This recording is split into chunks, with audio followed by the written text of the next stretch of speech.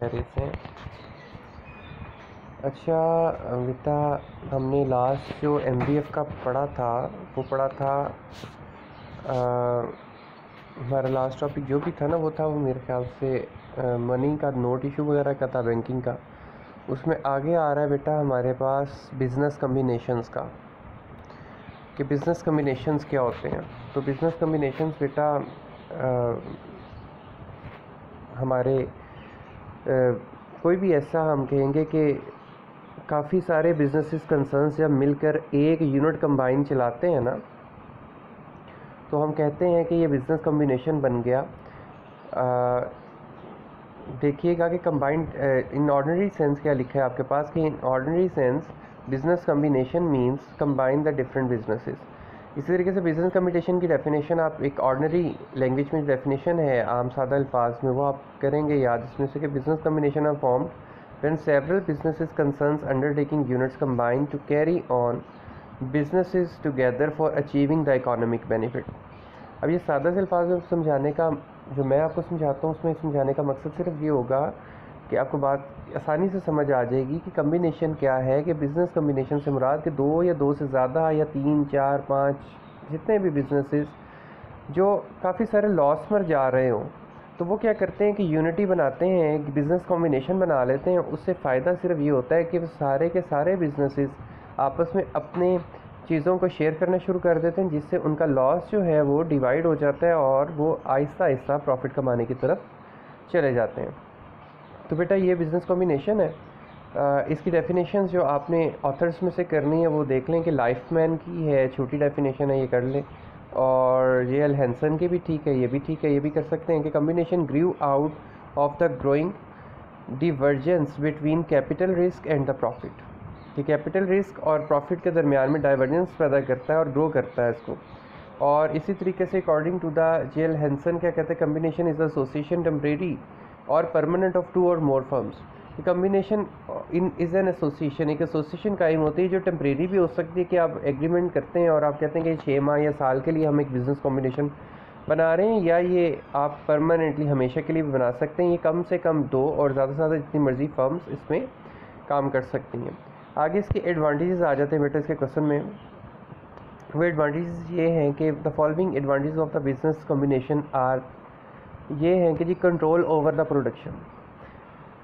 Combination बनाने का सबसे बड़ा फ़ायदा ये होता है कि जितनी आप प्रोडक्शन कर रहे होते हैं उस पर आपका कंट्रोल, मुकम्मल काबू आ जाता है। ठीक है जी।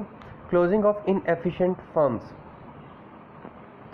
The combination can achieve the economics by closing down the inefficient firms, क्योंकि जो फर्म्स नुकसान का बाइस बन रही होती हैं वो बंद कर दिया जाता है कम्बिनेशन के अंदर।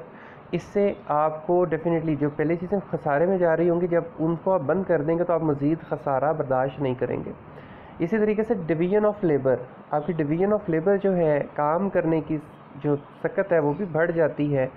जहाँ पे देखो हर एक बिज़नेस की एक मैनेजमेंट होती है। आप बिज़नेस कॉम्बिनेशन में जब जाते हो तो आप अपने सुपीरियर तरीन लोग लेते हो और उनको डिवाइड कर देते हो डिफरेंट जगह पे, तो आपकी इसमें लेबर जो है वो भी डिवाइड हो जाती है, डिवीज़न होती है और काम की भी डिवीज़न आ जाती है। तो ये काफ़ी इंसेंटिव होता है इस चीज़ में, काफ़ी एडवांटेज है इस चीज़ का। इस तरह से एलिमिनेशन ऑफ कंपटीशन, एक ही तरह का बिज़नेस डेफिनेटली 3 से 4 5 6 लोग काम कर रहे होते हैं उसमें, तो उसमें क्या होता है कि आपका जो कंपटीशन होता है वो एलिमिनेट हो जाता है, उसका खात्मा होता है। कम्बिनेशन बनने से, बिज़नेस कम्बिनेशन बनने से कंपटीशन जो वेरियस बिज़नेस यूनिट्स के अंदर होता है वो ख़त्म हो जाता है। Elimination of the middle man, जो ब्रोकर इंसान होता है, मिडल मैन, हमने ये डिस्कस किया था क्लास में। मिडल मैन चीज़ बनाने वाला नहीं होता, चीज़ ख़रीद देने वाला नहीं होता, बल्कि एक दरमियान वाला बंदा होता है जो चीज़ बनाने वाले से लेकर चीज़ यूज़ करने वाले को देता है और खाम खा बीच में अपना एक इंसेंटिव लेता है।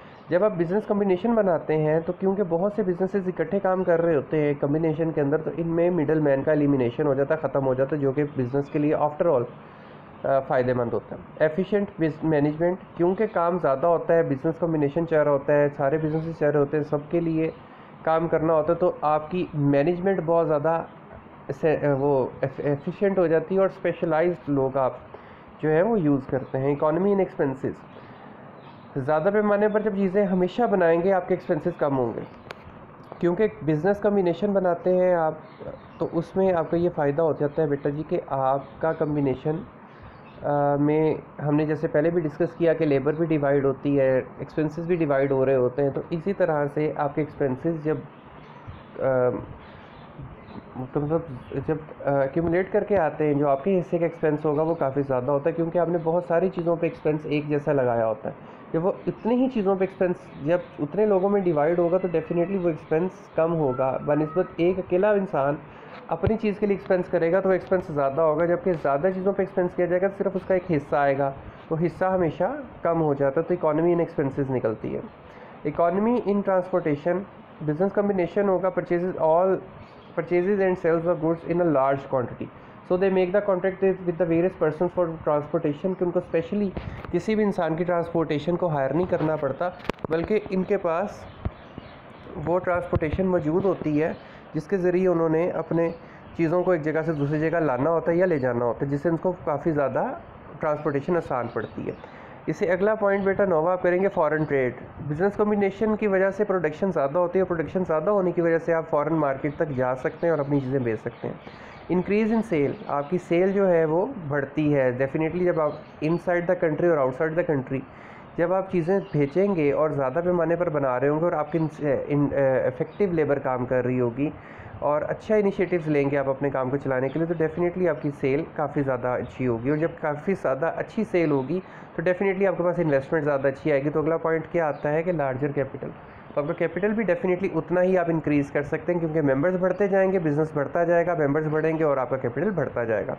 Large scale of business combination जो होता है वो स्मॉल स्केल ऑफ बिज़नेस कभी भी नहीं रहता, ये हमेशा लार्ज स्केल ऑफ बिज़नेस में चला जाता है।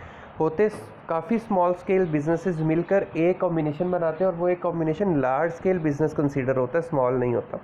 लोन अगला पॉइंट आ जाता है। तो लोन जो है बिजनेस कॉम्बिनेशन को आसानी से मिल सकता है और बहुत से फाइनेंशियल इंस्टीट्यूशंस खुशी खुशी बिजनेस कॉम्बिनेशन को लोन देते हैं।